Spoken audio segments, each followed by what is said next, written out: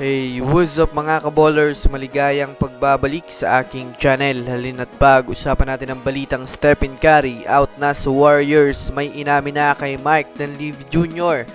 At ang balitang naging pag-iinsulto ni Joel Embiid kay Jason Tatum sa Boston Celtics. Tara na't pag-usapan natin yan dito sa Basketball Hotshots.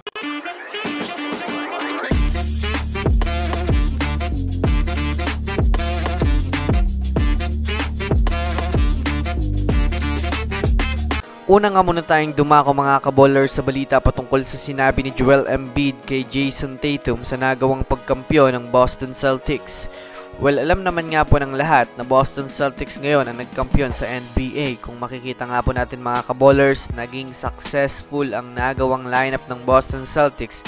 Hindi nga po sila binigo ng kanilang desisyon mga kaballers na kunin sina Kristaps Porzingis at Jrue Holiday na kung susumadayan nga natin mga kaballers talagang Big Five ang kanilang starter.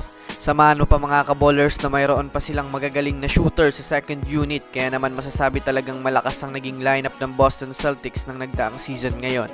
Ngunit may sinabi pa rin nga po mga kaballers itong si Joel Embiid kay Jason Tatum na kaya naman nga daw nag-champion sila Jason Tatum ay dahil sa nakabuo sila ng super team. Kumbaga mga kaballers, kung magkakaroon nga daw ng super team si Joel Embiid ay magkakampiyon rin nga daw sila mga kaballers. Na kung susumadayan nga natin mga kaballers, isa nga itong pag-iinsulto na parang hindi matanggap ni Joel Embiid ang naging pagkatalo nila. Ano sa tingin nyo mga kaballers? Samantala, dumako naman tayo mga kaballers sa balita patungkol sa nagsalita na si Stephen Curry sa pananatili niya sa Golden State Warriors.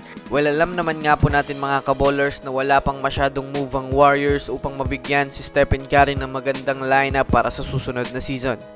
Yes mga kaballers, puro typical na player pa lang nga po ang kanilang nakukuha ngayon para sa kanilang lineup. Kung susumadayan nga natin mga kaballers, kapag walang improvement ang kanilang team ay mahihirapan na naman si Stephen Curry mga kaballers na buhatin ng Warriors dahil sa nasasayang lang nga daw ang kanyang panahon at talento.